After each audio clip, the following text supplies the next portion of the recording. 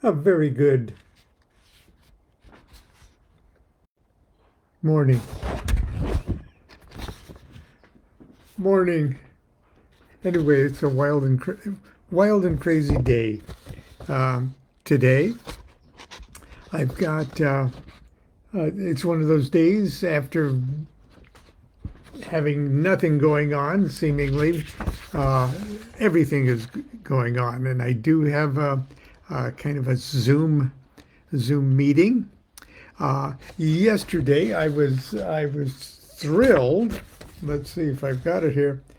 Thrilled to learn that my newest book, The Tarot Architect, is now on pre-sale on Amazon. And now nobody told me that that was going to happen because the book itself won't probably be in your hot little hands until till May uh, to May of 2025. Okay, but it's already on sale, and the pre-orders are coming in.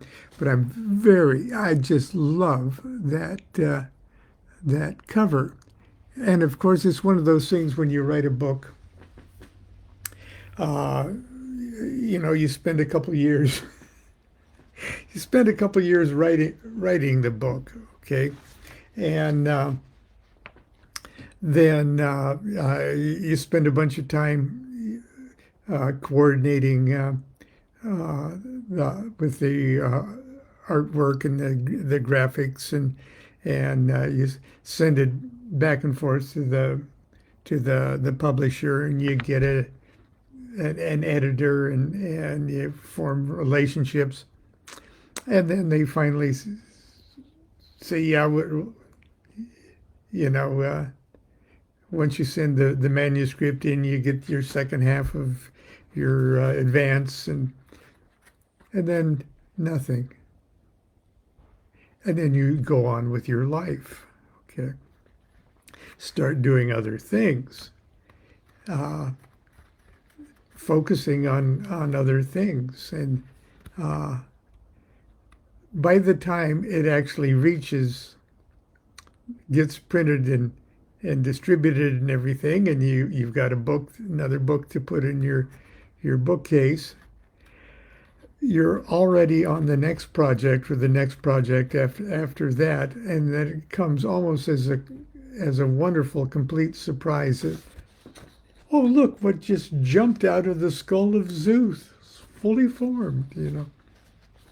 But anyway, so that's out, and I'm happy to say that the pre-sales, at least concerning Amazon, are very brisk, and I thank all of you for purchasing it, at least on Amazon here in pre-sale. I don't think they charge you until they actually send you the book. So, but it helps. It helps me show to the publisher that the book is probably worthy of them keeping in print. Maybe they'll even print up a few more if they see it selling well. So that's it, the Tarot Architect from the good folks at Red Wheel Weiser. Okay, another thing that's coming up is I'm going to Cleveland in November 9th, which is Constance and I's 57th wedding anniversary. I'll give her a call from Cleveland. Okay. I'll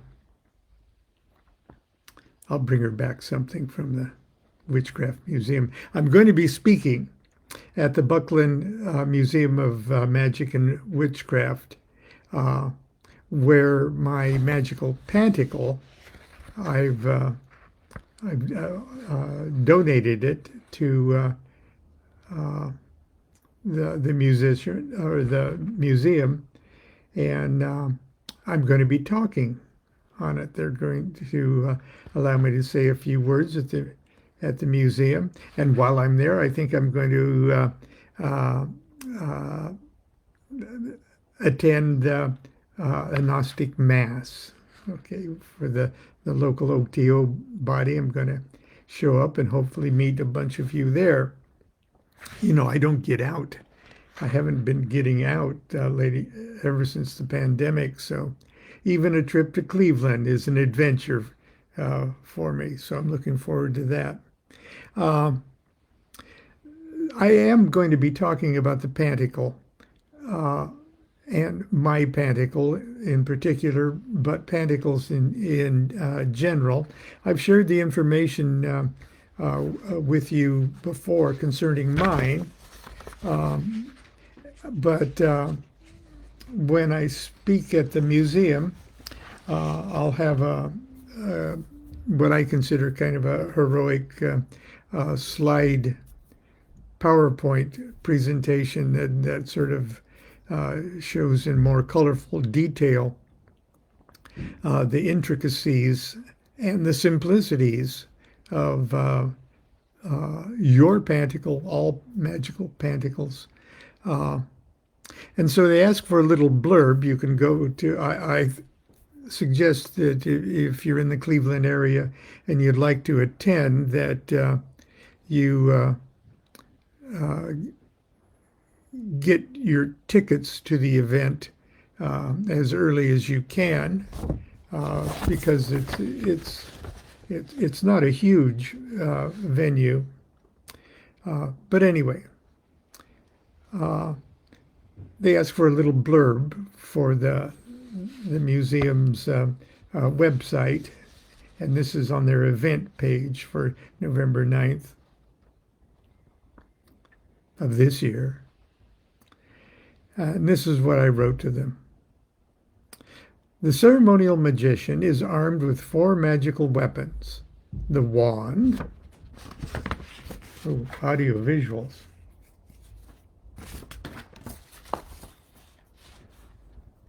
the wand, representing the element fire, and the magician's will. Now, of course, it means much, much, much more than that. The wand doesn't say.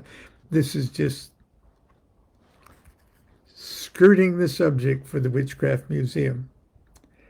4 magical weapons: the wand, representing the element fire, and the magician's will. The cup, representing the element water, and the magician's heart and ability to love and be loved. And of course, there's much more than that, but okay. The sword, representing the element air, and the magician's mind and powers of intellect. And the disc, or pentacle, not pentacle, which is this, like a pentagram, a pentacle, pan meaning all. I mean all. The disc or pentacle, representing the element air and the magician's mind and powers of intellect. And finally, did we do that was the sword, okay? And the disc, or pentacle, representing earth and the magician's body and the objective realities of the worlds in which he or she must operate. The pentacle is the "you are here" map of the magician's initiatory journey. It is the first weapon the magician must design and create. It is the magician's workshop world. Its design must contain absolutely everything in heaven and earth, every concept, every god, every spirit, every element, everything in heaven and earth. Everything from Godhead to your head. And then they add, join author and magician Lon Milo DuQuette as he playfully reveals how his pentacle, on display at the Buckland Museum, reveals, at least to him, how everything in heaven and earth is connected to everything else in heaven and earth. You might even get an idea or two about your own magical pentacle. We'll have copies of Lon's books, of course, on. Okay, I'm going.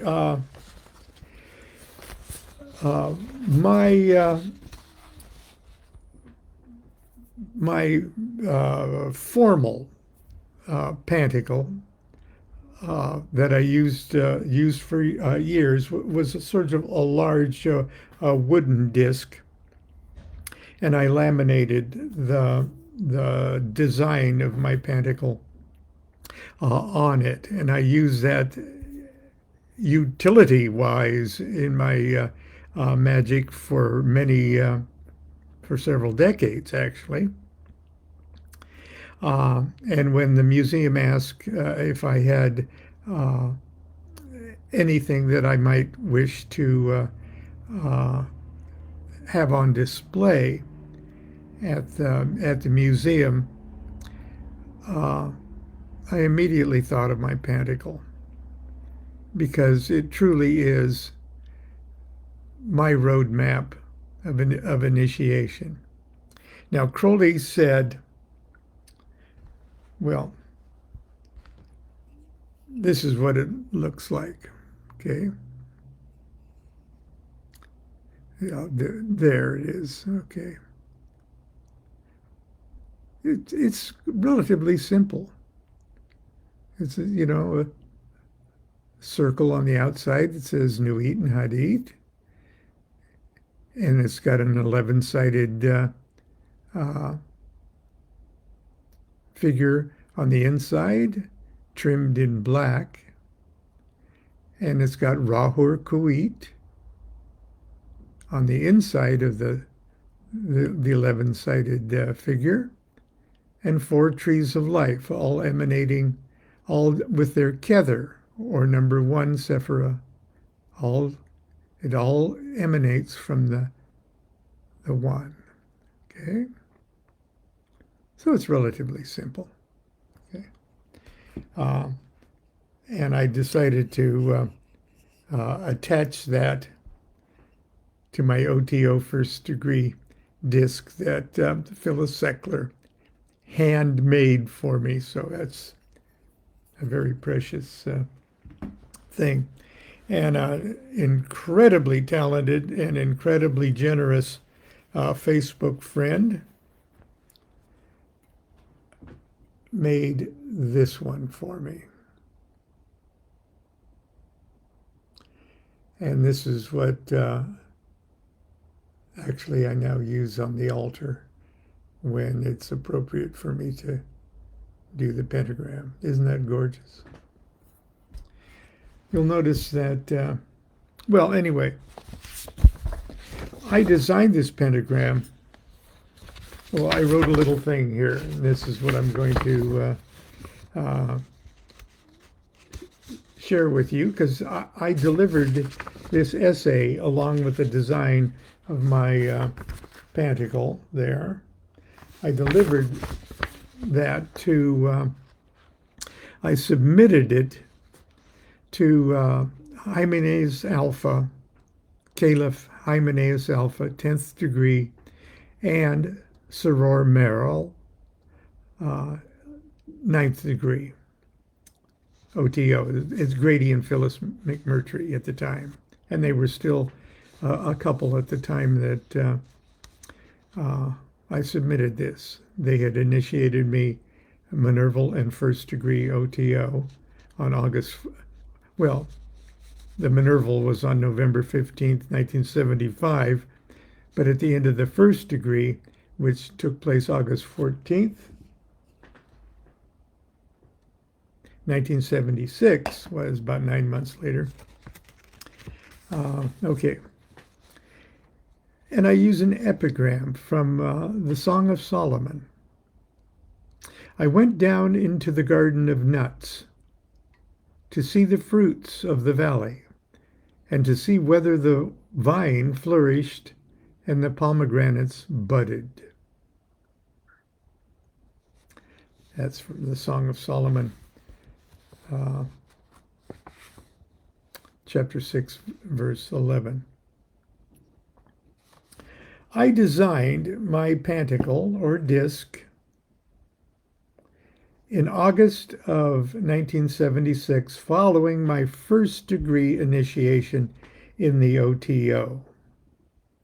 My inspiration was a combination of thelemic and Kabbalistic cliches, suggested by some images I saw from Frater Akkad. Okay, I'm not saying this is entirely an original components here.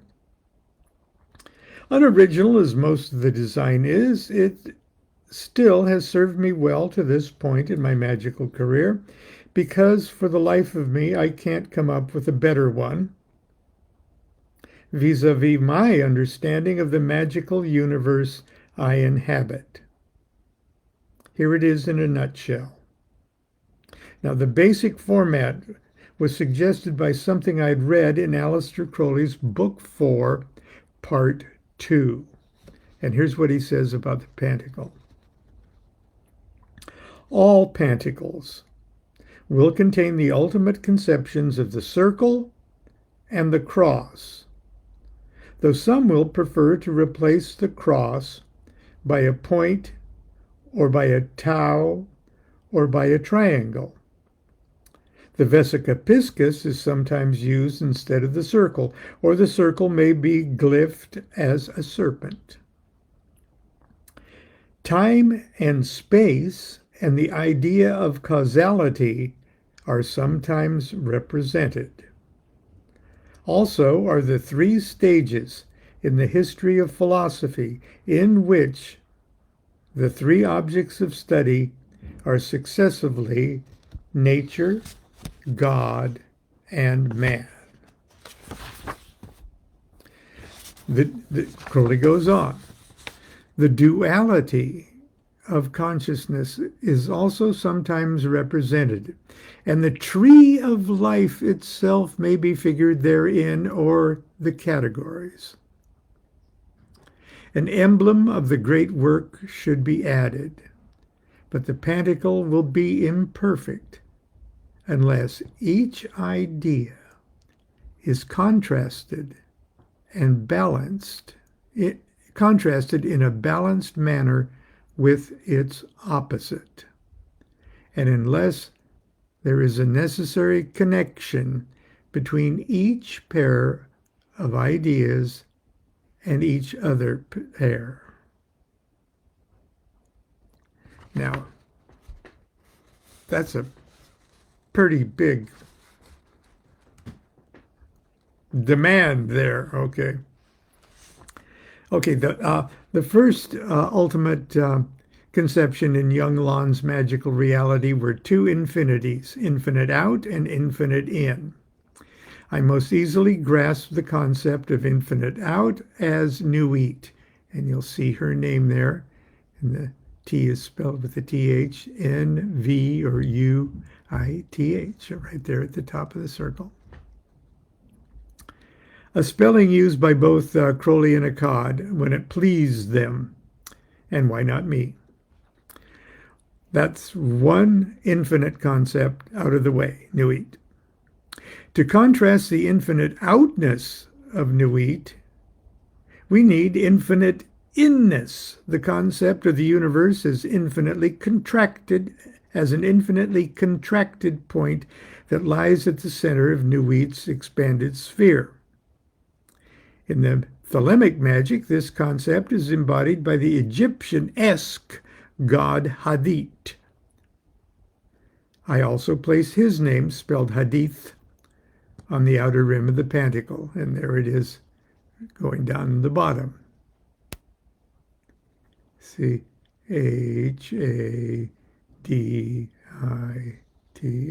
okay? Two infinite concepts out of the way. Ra-Hur-Kuit, now that's the name starting there. See the Ra-Hur-Kuit, okay? It's on the inside. Ra-Hur-Kuit balances his parents because Nuit is infinite out and Hadit is infinite in. That means they are both infinitely everywhere, infinitely touching. His infinite heart beating eternally in her infinite body.